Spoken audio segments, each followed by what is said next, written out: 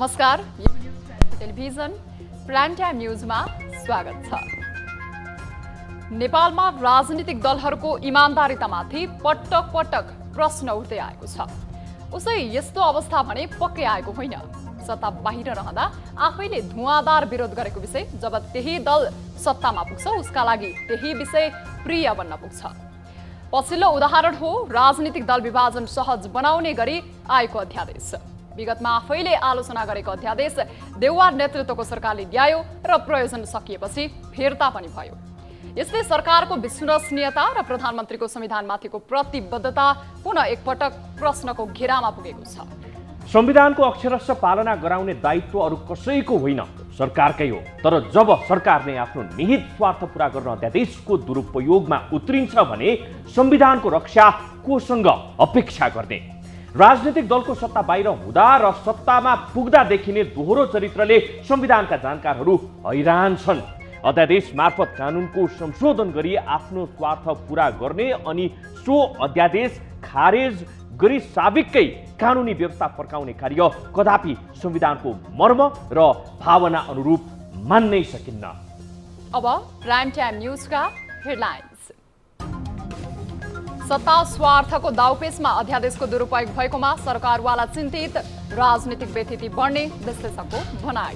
राजनीतिक स्थिरता र राजनीतिक विकृतिलाई यसले बढावा दिन सक्छ। सत्तारूढ दलभित्रै मन्त्रीको आकांक्षी, व्यवस्थापनमा समस्या, गठबन्धन दलले मन्त्रीको नामावली नदिँदा मन्त्री परिषद विस्तारमा अझै ढिलाइ। एकीकृत समाजवादी र नेकपा माओवादीको निम्ति 6 भन्दा कम चाहिँ मन्त्रालय हुँदैन। नेपालमा थप 1158 जनामा कोरोना भाइरसको संक्रमण पुष्टि, 12 जनाको मृत्यु, 1318 जना संक्रमण मुक्त।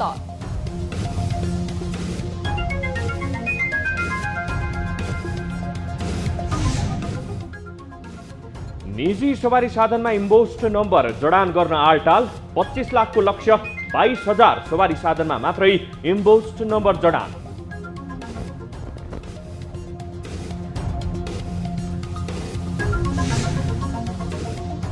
र 3 दिनदेखि निरन्तर नेपाली शेयर बजारमा गिरावट। आज नेप्से परिसूचक 70 अङ्कले घट्यो, 5 अर्ब 74 करोडको कारोबार।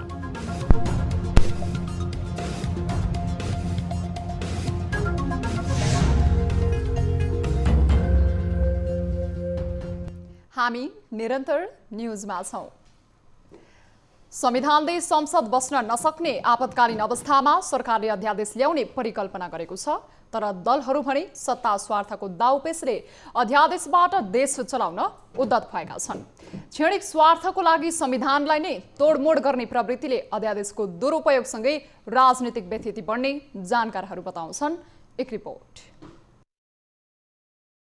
तत्कालीन प्रधानमन्त्री केपी शर्मा ओलीले 2077 वैशाख 8 मा जनता समाजवादी पार्टी लक्षित गरी दल विभाजन सम्बन्धी अध्यादेश ल्याए। चौतर्फी आलोचना र विरोधका कारण 4 दिनपछि त्यो अध्यादेश फिर्ता त भयो, तर संविधानमाथि प्रहार गरेको धब्बा उनीमाथि लाग्यो।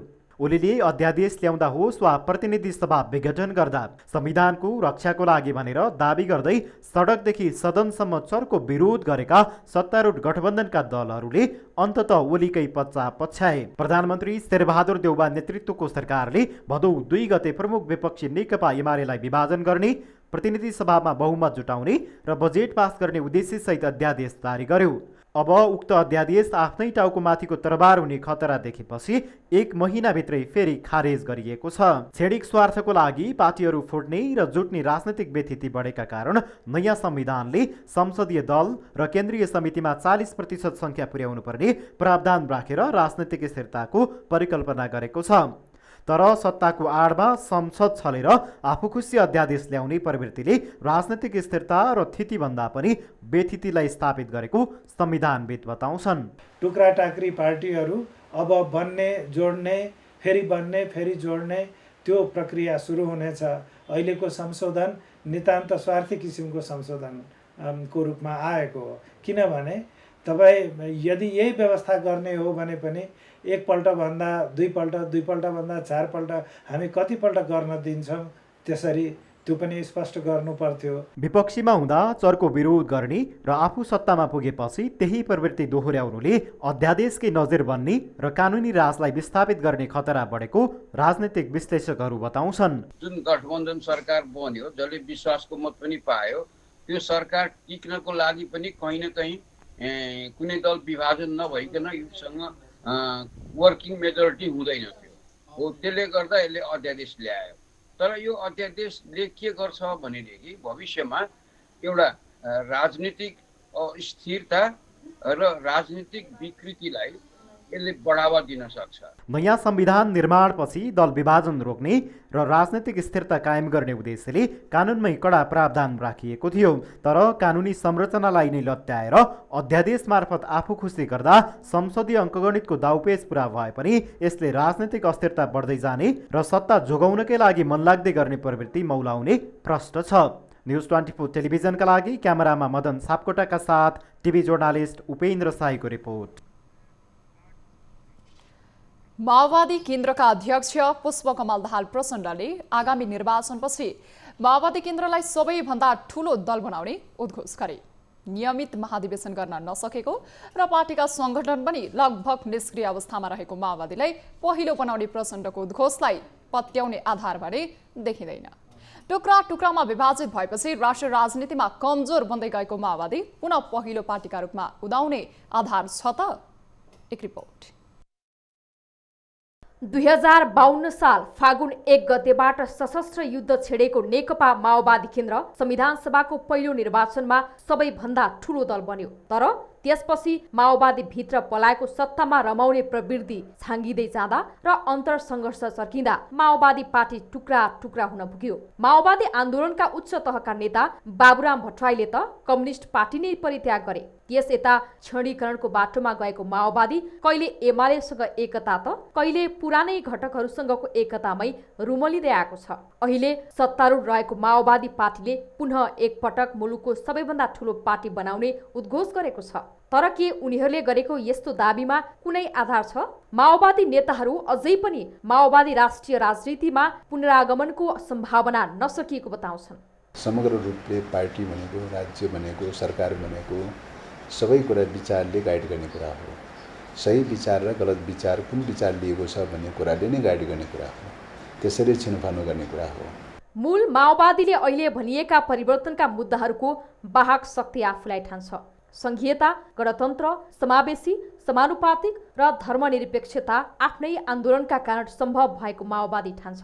तर अध्यक्ष दाहाल स्वयं उनी मुद्दाहरूको स्वामित्व लिन सकेका छैनन्। बरु अहिलेभन्दा राज संस्थाकै बेलामा ठिक भएको थियो भने अभिव्यक्ति दिने अवस्थामा पुगिसकेका छन्। तर माओवादीकै केही नेताहरू मुलुकको बदलिदो परिस्थितिमा नेतृत्व गर्ने र प्राप्त उपलब्धिको रक्षा गर्ने सामर्थ्य माओवादी केन्द्रका नेतृत्वमा रहेको जिकिर गर्दछन्। बदलिएको परिवेशमा समाजवादी क्रान्तिको कार्यदिशालाई पक्रिएर हाम्रा उपलब्धिहरूलाई रक्षा गर्दै हामीले हिजोका दिनमा जसरी जनताको सेवा गर्दै अगाडि बढेका थियौँ, जसरी जनताका जल्दा बल्दा मुद्दाको लागि चाहिँ हाम्रो पार्टीलाई छान्ने अवस्था सिर्जना भएको थियो, त्यो सङ्घर्षशीलता, त्यो जनसेवा, त्यो अनुशासित पार्टी बनाएर हामी त्यो ठाउँमा जान सक्छौँ।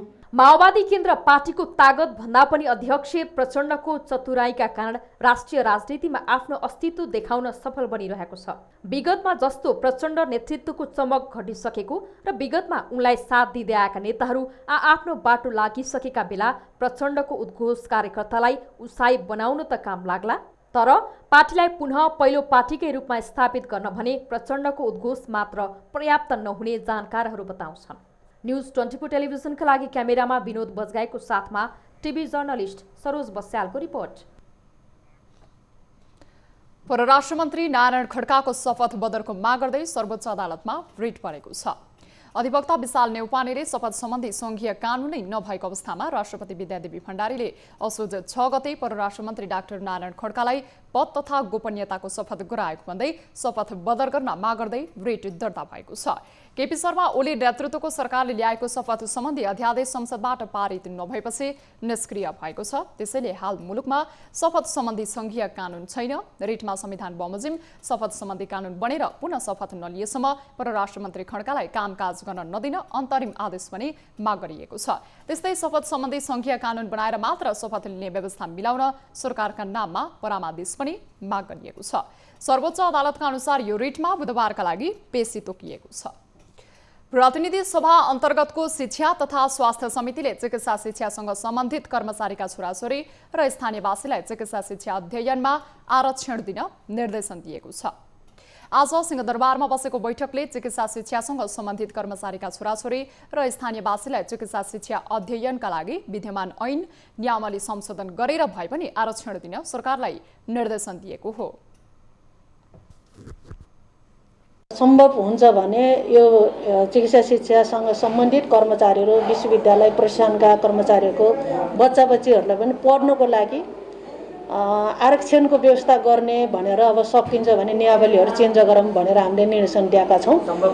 सम्भव भएसम्म कानुन ऐनमा टेकेर सम्भव भएसम्म त्यो आरक्षण दिनुपर्छ भन्ने गरेका छौँ। बैठकमा सांसदहरूले एमबीबीएस गरेका विद्यार्थीहरूको योग्यताका बारेमा अन्य देशमा प्रश्न नउठ्ने गरी कूटनीतिक तहमा स्पष्ट कुरा राख्नुपर्ने विषय उठाएका थिए। हामी निरन्तर न्यूजमा छौं। गृहमन्त्री बालकृष्ण खाँडले आम नागरिकलाई अनुभूति गर्ने गरी विजयादशमी, दीपावली र छठमा उपत्यकाको सुरक्षा व्यवस्था र बजार व्यवस्थापन गर्न निर्देशन दिनुभएको छ।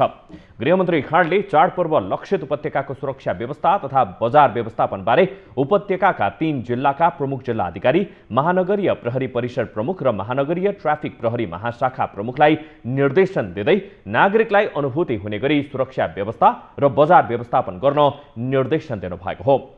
सामान्य अवस्थामा जस्तै चाडपर्वमा पनि सुरक्षा व्यवस्था तथा बजार व्यवस्थापन सहज बनाउने गरी काम गर्न गृहमन्त्री खाँडले निर्देशन दिनुभएको थियो भने 3 वटै जिल्लाका प्रमुख जिल्ला अधिकारी र 3 वटा महानगरीय प्रहरी परिषदका प्रहरी प्रमुखले चाडपर्व लक्षित सुरक्षा योजना प्रस्तुत गरेका थिए। नेपालमा मंगलबार थप 1178 जनामा 58 जनामा कोरोना संक्रमण पुष्टि भएको छ। देशभर गरिएको 11,672 पीसीआर परीक्षणका क्रममा 904 जना र 2,331 एन्टिजेन परीक्षणका क्रममा 254 जनामा कोरोना संक्रमण पुष्टि भएको स्वास्थ्य मन्त्रालयले जनाएको छ। यो सँगै नेपालमा कोरोना संक्रमितको संख्या 8,84,379 पुगेको छ। त्यस्तै कोरोनाका कारण थप 12 जनाको मृत्यु भएको छ। हालसम्म नेपालमा 11,115 जनाले कोरोनाका कारण ज्यान गुमाएका छन्। त्यस्तै थप 1,318 संक्रमित कोरोना मुक्त हुँदा हालसम्म नेपालमा 7,63,734 जना निको भएका छन्। हाल नेपालमा 18,422 सक्रिय संक्रमित आइसोलेसन र 328 जना क्वारेन्टिनमा रहेको मन्त्रालयले जनाएको छ। यातायात व्यवस्था विभागले साउन 1 गतेदेखि सवारी साधनमा इम्बोस्ड नम्बर प्लेट जडान गर्न निर्देशन दिए पनि कार्यान्वयनमा आउन सकेको छैन। विभागले 2.5 वर्षमा 25 लाख सवारी साधनमा इम्बोस्ड नम्बर जडान गर्ने भने पनि हालसम्म 22,000 सवारी साधनमा मात्रै जडान गरिएको छ। एक रिपोर्ट।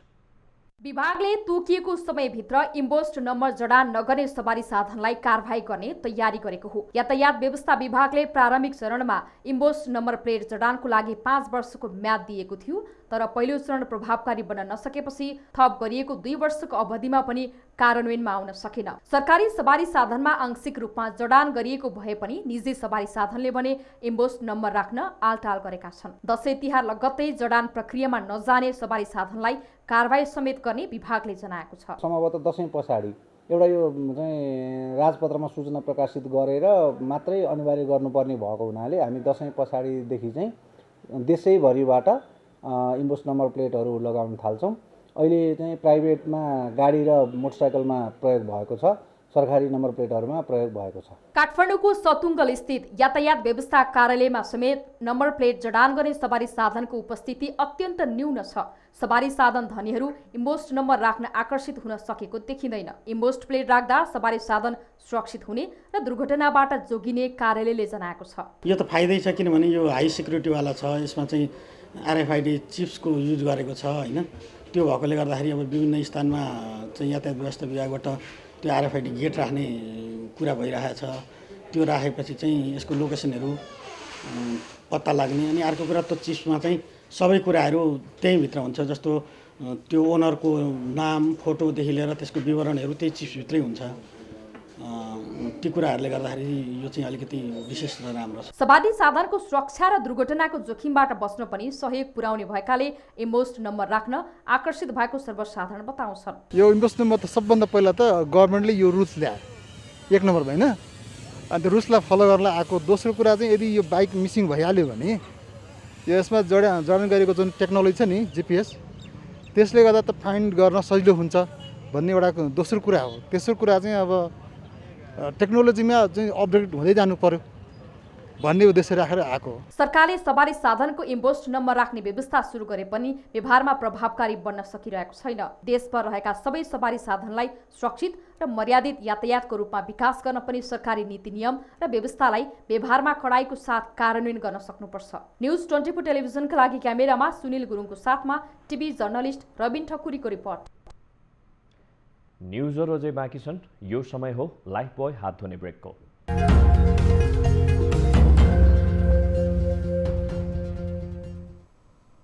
हामी निरन्तर न्युजमा छौँ। राजनीतिक दल सम्बन्धी अध्यादेश खारेज भएसँगै प्रधानमन्त्री शेरबहादुर देउवाले मन्त्री परिषद विस्तारको तयारी अघि बढाएका छन्। सत्ता गठबन्धनमा 4 दलबीच मन्त्रालय भागबण्डा टुङ्ग्याएर बिहिबारसम्म मन्त्री परिषद विस्तार गर्ने तयारी गरे पनि गठबन्धन दलले मन्त्रीको नामावली नदिँदा मन्त्री परिषद विस्तारमा ढिलाइ भइरहेको बालुवाटार स्रोत बताउँछ। सत्तारूढ दलभित्रै मन्त्रीको आकांक्षी व्यवस्थापनमा समस्या देखिँदा अझै केही दिन सरकारले पूर्णता नपाउने सम्भावना बढेको छ। एक रिपोर्ट। सरकार विस्तारका लागि बाधक बनेको राजनैतिक दल सम्बन्धी अध्यादेश खारेज भइसकेको छ, जससँगै मन्त्री परिषद विस्तारले छिटै आकार लिने ठानिएको थियो। तर प्रधानमन्त्री देउवाले गठबन्धनको बैठकमा सत्ता घटक दलहरूसँग पटक पटक मन्त्रीको नाम मागे पनि नामावली दिएका छैनन्, जसका कारण मन्त्री परिषद विस्तारमा विलम्ब भइरहेको छ। गठबन्धनबीच मन्त्रालय भागबण्डाको विषयमा मोटामोटी सहमति बनेको बताइए पनि ठोस सहमति भने अझै भइसकेको छैन। कति पनि गर्नुहुन्न, तुरुन्तै विस्तार हुनुपर्छ र मलाई लाग्छ प्रधानमन्त्री पनि तुरुन्तै विस्तार गर्ने मानसिकतामा हुनुहुन्छ र उहाँहरूले प्रधानमन्त्रीले सबै घटकहरूसँग तत्काल नाउँ दिन। मन्त्रीको नामावली दिन अध्यादेश फिर्ता लिने शर्त बनाएको सत्तारूढ जनता समाजवादी पार्टीले अध्यादेश फिर्ता लिइसक्दा पनि मन्त्रीको नामावली प्रधानमन्त्री देउवालाई दिन सकेको छैन। जसपाका अध्यक्ष उपेन्द्र यादव उपप्रधानमन्त्री बन्ने गरी आफै नेतृत्व गरेर सरकारमा जान चाहेका छन्, तर प्रधानमन्त्री देउवाले यसपटक उपप्रधानमन्त्री नराख्ने जवाब दिएपछि जसपा अल्मलिएको छ। जसपाभित्र महेन्द्र राय यादव, मृगेन्द्र सिंह, प्रमोद शाह र रेणु यादव सम्भावित मन्त्रीका रूपमा चर्चामा छन्। त्यस्तै यसअघि नै अर्थ मन्त्रालय र ऊर्जा मन्त्रालय पाएको माओवादी केन्द्रले पनि अरू मन्त्रीको नाम तय गर्न सकेको छैन। मन्त्री छान्ने अधिकार पाएका माओवादी अध्यक्ष पुष्पकमल दाहालले यसअघि मन्त्री नबनाएकालाई प्राथमिकता दिने उनी निकष्ट बताउँछन्। पहिलो कुरा त चाहिँ सकेसम्म बढीभन्दा बढी नयाँ साथीहरूलाई प्रायोरिटी दिने भन्ने कुरा हो र पुराना साथीहरूलाई नदोहोऱ्याउने पनि खास गरिकन ओली सरकारको पालामा मन्त्री बनेकाहरूलाई सकेसम्म नदोहोऱ्याउने भन्ने कुरा हो र नयाँ साथीहरूलाई अवसर दिने भन्ने कुरा हो। दोस्रो कुरा चाहिँ समानुपातिक समावेशी गर्ने, अब कति सिट पर्छ त्यसैलाई चाहिँ महिला, दलित, जनजाति, मधेसी, मुस्लिम लगायतका चाहिँ सबै कम्युनिटीबाट चाहिँ पार्न प्रयास गर्ने। देउवा नेतृत्वको सरकार बनाउन महत्त्वपूर्ण भूमिका खेलेको एकीकृत समाजवादी 6 मन्त्रालय पाउने आशमा छ, तर को व्यक्ति मन्त्रीको सूचीमा राख्ने निर्णय गर्न सकिरहेको छैन। विरोध खतिवडा, मेटमणि चौधरी, रामकुमारी झाँक्री, प्रेम आले र जीवनराम श्रेष्ठको नाम सम्भावित मन्त्रीका रूपमा चर्चामा छ, तर पार्टी कुनै निर्णयमा पुग्न सकेको छैन। अहिलेसम्म चाहिँ त्यस्तो यकिन भइसकेको छैन हिजो मात्रै मैले नेकपा माओवादी केन्द्रका नेता पुष्पकमल दाहालसँग मैले चाहिँ थोरै छलफल गरेको थिएँ, कुरा गरेको थिएँ र आज भोलिमै टुङ्गो लाग्ने र चाहिँ अहिले हामीले मन्त्रालय पनि बाहिर जसरी आएको छ 6वटा मन्त्रालय एकीकृत समाजवादीलाई, 6वटा मन्त्रालय नेकपा माओवादी केन्द्रलाई, 7वटा मन्त्रालय नेपाली कङ्ग्रेसलाई भन्दै बाहिर सुनिएको छ। त्यो सबै टुङ्गिसकेको र त्यो एक खालको अब चाहिँ त्यसैमा अगाडि बढ्ने गरी त होइन रहेछ, छलफलको विषय चाहिँ बनेको छ। अब मलाई लाग्छ चाहिँ नेकपा एकीकृत समाजवादी र नेकपा माओवादीको निम्ति 6 भन्दा कम चाहिँ मन्त्रालय हुँदैन अथवा 6 जनाभन्दा बढी नै मन्त्री बन्नुहुन्छ भन्ने मैले चाहिँ देखेको छु। त्यति मात्रै कुरा। गठबन्धनका घटकहरूसँग पटक पटक मन्त्रीको नाम माग्न भ्याएका देउवाले आफ्नै पार्टीभित्र पनि मन्त्रीको नाम तय गर्न सकेका छैनन्। कांग्रेसकै पौडेल पक्षले प्रधानमन्त्री समेत रहेका सभापति देउवाले मन्त्रीको नाम नै नमागेको आरोप लगाएको छ। अन्य घटकहरूसँग मन्त्रीको टुङ्गो लागेपछि मात्रै पौडेल पक्षका मन्त्रीको नाम माग्ने संस्थापनको तयारी छ। नभन्ने कुरै छैन। अब पहिला त अब अरू घटकहरूले पनि अनिश्चित भइराखेका हुनाले अब नाम मागेपछि त प्रकाशित गर्नु पर्यो होइन, राखिरहने कुरो भएन। फेरि अब फलानु नाउँ गयो भनेपछि अरू फेरि नपाउनेहरू, यो त नाउँ गएपछि तुरुन्तै अब निर्णय प्रक्रियामा लगिहाल्नु। प्रधानमन्त्री सहित कांग्रेसलाई 7, माओवादी, एकीकृत समाजवादी र जसपालाई 5 मन्त्रालय र एक राज्यमन्त्री गर्ने गरी भागबण्डा गर्ने तयारी भइरहेको छ। कांग्रेसमा प्रधानमन्त्री देउवाले 4 जनालाई मन्त्री बनाइसकेका छन्। अब रामचन्द्र पौडेल पक्षलाई 2 र सिटौला पक्षलाई 1 मन्त्री दिने गरी तयारी भएको छ। सत्ताको नेतृत्व गरेको कांग्रेस र सत्ता घटकमा मन्त्रीको आकांक्षी धेरै हुँदा शीर्ष नेतृत्वलाई व्यवस्थापनमा सकस देखिएको छ। उनीहरूले कहिलेसम्म नाम टुङ्गो लगाउलान् यसै भन्न सकिने अवस्था छैन। न्यूज 24 टेलिभिजनका लागि क्यामेरामा प्रभात थापाको साथमा टिभी जर्नलिस्ट पुष्पा शर्माको रिपोर्ट। गुरुङ समुदायको परम्परागत पेसा मानिने भेडा पालन व्यवसाय बिस्तारै लोप हुँदै गएको छ। विगतमा लमजुङमा झण्डै 300 बढी भेडीगोठ थिए। स्थानीयले घुम्ती भेडीगोठमा सामूहिक रूपमा भेडा पाल्दै आएका थिए, तर अहिलेको युवा पुस्ता यसतर्फ आकर्षित नहुँदा घुम्ती गोठमा भेडा पालन गर्ने परम्परा हराउँदै जान थालेको छ। एक रिपोर्ट। लमजुङको भोजे, पसगाउँ, धनपोखरा, घेर्मो, ताघ्रिन, बाहुन डाँडा, बुलबुले, फलेनी, बन्सार, पासोक गौडा, कोल्की, इलम पोखरी, दुध पोखरी लगायतका ठाउँमा घुम्ती भेटी गोठ रहेका छन्। यस व्यवसायमा किसानको आकर्षण बढाउन र हराउँदै गएको घुम्ती गोठ संरक्षणका साथै पशु आनुवंशिक स्रोत संरक्षणका लागि प्रदेश सरकार अन्तर्गतको भेटेरिनरी अस्पताल तथा पशु सेवा विज्ञ केन्द्र लमजुङले पनि वर्षेनी घुम्ती गोठ संरक्षणका क्षेत्रमा काम गर्दै आएको दावी गरेको छ। यो ठुलो संख्यामा घुम्ती गोठहरू भएको हुनाले हाम्रो यो विज्ञ केन्द्र स्थापना भएदेखि नै यो घुम्ती गोठ संरक्षणका कार्यक्रमहरू जहाँ चाहिँ घुम्ती गोठहरू ठुल्ठुलो माथिल्लो भूभागमा जुन चरण खर्कहरू छ त्यसको संरक्षणका कार्यक्रमहरू सञ्चालन गर्दै आइरहेको छ। यो वर्ष पनि हामीले घुम्ती गोठ संरक्षणको लागि 4वटा कार्यक्रम 5-5 लाखको दरले समूह थ्रु काम गर्ने 90% विज्ञ केन्द्रको 10% समूहको यस्तो लागत साझेदारीमा कामहरू गरिरहेका छौँ। लमजुङमा भेटी गोठाला पेसा भेडा धनीले भेडा खरिद गरी भेटी गोठालाको जिम्मा लगाउँछन्। भेडाको चरण रेखदेख भेटी गोठालाहरूले गर्छन्। यस बापत भेडी गोठालाहरूले भेडा धनीबाट नुन तेल खाना खर्चका साथै केही रकम पाउँछन्। गाउँमा भएको भेडा बाख्राहरू उसले चाहिँ सबै साथीहरू, यसले चाहिँ मैया साथीहरू भन्छन्, उनीहरूले सबै जम्मा गर्छन् र उँभौलीमा माथि लाने र त्यो उँभौलीमा माथि लाने बेलामा चाहिँ त्यो जुन चाहिँ आफ्नो छिमेकी मैया साथीहरूले चाहिँ त्यो भेडाको लागि उन काट्न जाने भन्छ, त्यतिखेर रोटीहरू लैदिने, रक्सीहरू लैदिने र नुनहरू लैदिने र पछि फेरि भेडा माथि पुगिसकेपछि भेडी गोठालोलाई आवश्यक पर्ने र कुकुरलाई आवश्यक पर्ने पिठो र भेडी गोठालोलाई आवश्यक पर्ने खर्चहरू त्यही मैया साथीहरूले चाहिँ बेला बेलामा उठाएर पुर्याइदिने पनि गर्छौँ। यस व्यवसायमा युवा पुस्ताले खासै चासो नदिनुका साथै पछिल्लो समय युवाहरू सहर विदेश केन्द्रित भएकाले पनि लमजुङमा घुम्ती गोठमा भेडा पाल्ने परम्परा हराउँदै गएको हो। पहिला विदेश नखोल्दा इन्डिया नखोल्दा अब सबैजनाले भेटा, बाख्रा, गाई, भैँसी गोठ गरेको थियो। अहिले सबै खेती गर्दैन, सबै सबै बाँझो छोडेछ, सबै विदेश खोलेछ, विदेश भागेछ, कसले गर्ने त खोइ। लमजुङमा रहेका भेटी गोठहरूमा झण्डै 15,000 बरुवाला जातका भेडा पालिएका छन्। ती भेटी गोठमा झण्डै 6,000 सिम्हाल जातका बाख्रा पनि पालिएका छन्। घुम्ती गोठमा पशुपालनबाट पनि राम्रो आम्दानी गर्न सक्ने हुनाले यसै व्यवसायबाट स्वरोजगार पनि जीविकोपार्जन गर्न सकिन्छ। न्युज 24 टेलिभिजनका लागि लमजुङबाट टिभी जर्नलिस्ट श्याम शीतल परियारको रिपोर्ट। विराटनगर महानगरपालिकाले यात्रुको बढी चाप हुने कोशी राजमार्गको बर्गाछी, घाँस चोक र कञ्चनबारीमा बनाउन लागेको 3वटा आकाशे पुल अलपत्र परेको छ। गत आर्थिक वर्षमा नै निर्माण सम्पन्न गर्ने गरी करिब 2 करोड 47 लाख रुपैयाँमा निर्माण गर्न लागि आकाशे पुल स्थानीयले विरोध गरेपछि काम नै रोकिएको छ। स्थानीयले विराटनगरमा आकाशे पुलको कुनै आवश्यकता नपरेको र आफ्नो जग्गा अगाडि आकाशे पुल बनाउन नदिने भन्दै विरोध जनाएका छन्। के काम थियो? वो कहिले बन्ने होइन थियो, वो लुटी खाने मात्रै हो, यो केही पनि होइन, बन्दैन नेपालमा।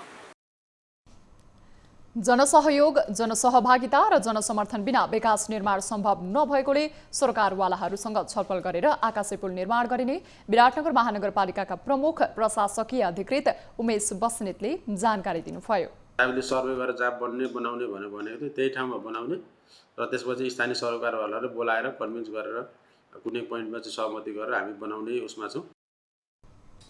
आकाशे पुलको 2077 साल माघ 28 गते ठेक्का लागेको र 2077 साल चैत 2 गते विराटनगर महानगरपालिकाका मेयर भीम पराजुलीले आकाशे पुल निर्माणको शिलान्यास गर्नुभएको थियो। अब बिजनेस न्युज।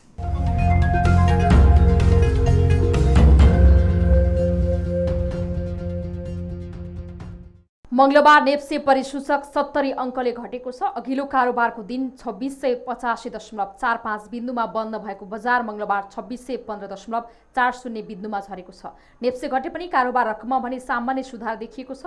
अघिल्लो कारोबारको दिन 5 अर्ब 12 करोडको शेयर कारोबार भएको बजारमा मंगलबार 218 कम्पनीको 75,374 पटकको कारोबारमा 5 अर्ब 74 करोड 54 लाख रुपियाँ बराबरको 1 करोड 30 लाख 34 हजार किता शेयर खरिद बिक्री भएको छ।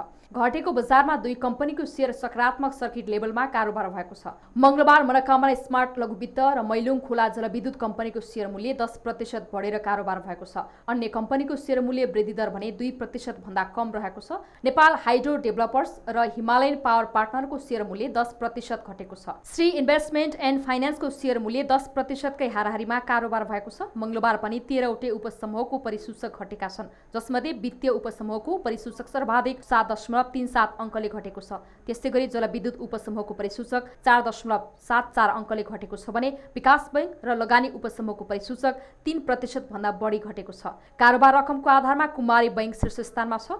सो बैंकको 18 करोड 82 लाख रुपियाँ भन्दा बढीको कारोबार खरिद बिक्री भएको छ भने हिमालयन डिस्टिलरीको 17 करोड 38 लाख बराबरको शेयर कारोबार भएको छ।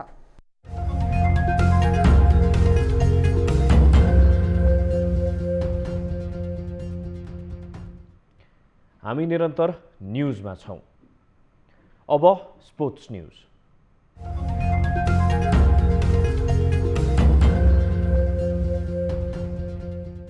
गण्डकी प्रदेशले 6औं संस्करणको एनबिए महिला तथा पुरुष क्लब भलिबल च्याम्पियनसिप अन्तर्गत पुरुषतर्फ लगातार दोस्रो जित निकालेको छ। त्रिपुरेश्वर स्थित राखेपो कबड हलमा मंगलबार भएको रोमाञ्चक खेलमा मणिमुकुन्द भलिबल क्लबलाई 3-2 को सोझो सेटमा पराजित गर्दै गण्डकीले दोस्रो जित निकालेको हो। भारतीय खेलाडी सहित कोर्ट उत्रिएको गण्डकीले सुरुवाती 2 सेट 26-24 र 36-34 ले जितेको थियो, तर उत्कृष्ट पुनरागमन गरेको मणिमुकुन्दले त्यसपछिको 2 सेट 25-18 र 27-25 ले जितेपछि खेल 5औं सेटमा पुगेको थियो। 5औं सेटमा गण्डकीले मणिमुकुन्दलाई 15-13 को सेटमा पराजित गर्यो। यस जितसँगै सोम बी को गण्डकीले 2 खेलमा 5 अङ्क जोडेको छ। गण्डकी क्वार्टर फाइनलमा समेत पुगेको छ। त्यस्तै दशरथ रङ्गशाला स्थित कबड हलमा भएको प्रतियोगितामा टिपटप हेल्प नेपालले प्रदेश नम्बर 2 लाई 3-0 को सोझो सेटमा पराजित गर्दै महत्त्वपूर्ण 3 अङ्क जोडेको छ। अघिल्लो दिन बागमतीलाई पराजित गर्दै 3 अङ्क जोडेको हेल्प नेपालले मंगलबारको खेलमा प्रदेश नम्बर 2 लाई 25-21, 25-17, 25-16 ले पराजित गरेको हो। त्यस्तै मंगलबार भएको सम्मचरणको आफ्नो अन्तिम खेलमा नयाँ बजार सामाजिक युवा क्लबलाई 3-0 को सोझो सेटमा पराजित गर्दै आर्मीले लगातार दोस्रो जित निकालेको छ। राष्ट्रिय टोलीका खेलाडीले भरिएको आर्मीले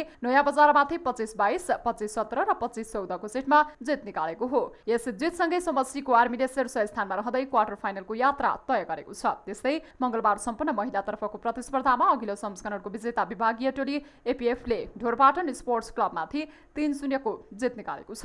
एपीएफले पहिलो सेट 25-11, दोस्रो सेट 25-7 र तेस्रो सेट 25-13 ले पराजित गर्दै आफ्नो खातामा 3 अङ्क जोडेको हो। यस्तै होङवाङजी न्यू डायमन्डले एभरेस्ट भलिबल ट्रेनिङ सेन्टरलाई 25-6, 25-5, 25-13 ले पन्छाउँदै 3 अङ्क जोड्न सफल भएको छ।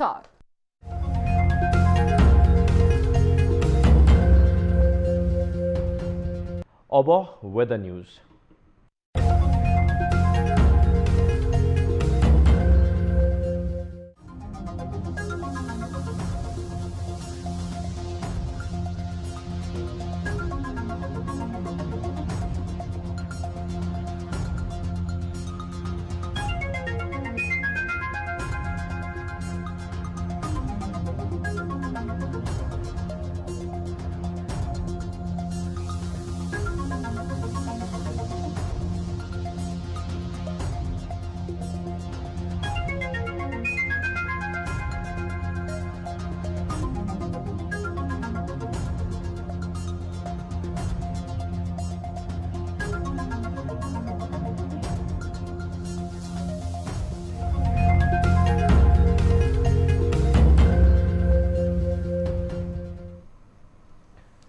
अब प्राइम टाइम न्यूज सकिनु अघि अहिलेसम्मका हेडलाइन्स पुनः एकपटक।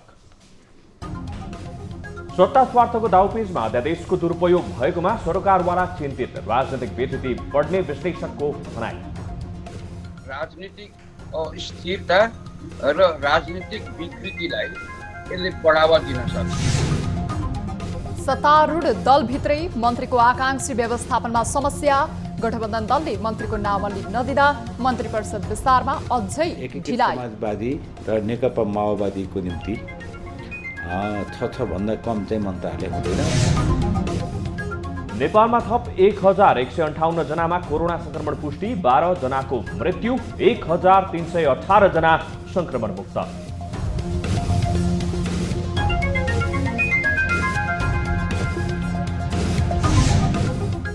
निजी सवारी साधनमा इम्पोस्ट नम्बर जडान गर्न आलटाल, 25 लाखको लक्ष्य, 22,000 सवारी साधनमा मात्र इम्पोस्ट नम्बर जडान।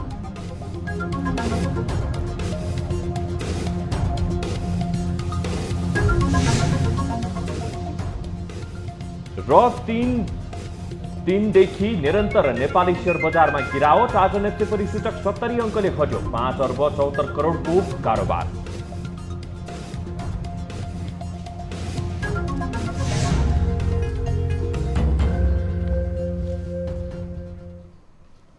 प्राइम टाइम न्यूज अहिलेलाई यति नै। ताली र गालीका लागि हामीले सोधेको प्रश्नको अन्तिम नतिजा यसपछि प्रसारण हुने कार्यक्रम सीधा कुरा जनतासँगमा हेर्न सक्नुहुनेछ। थप न्यूजका लागि हाम्रो वेबसाइट www.news24nepal.com हेर्नुहोला। साथै हामीलाई फेसबुक, ट्विटर र युट्युबमा पनि फलो गर्न सक्नुहुनेछ। यस्तै मोबाइल, भाइबर र इमेलबाट 24 हेल्प डेस्कमा सम्पर्क गर्न सक्नुहुनेछ। अहिलेलाई बिदा दिनुहोस्, हामी निरन्तर न्यूजमा छौँ। नमस्ते।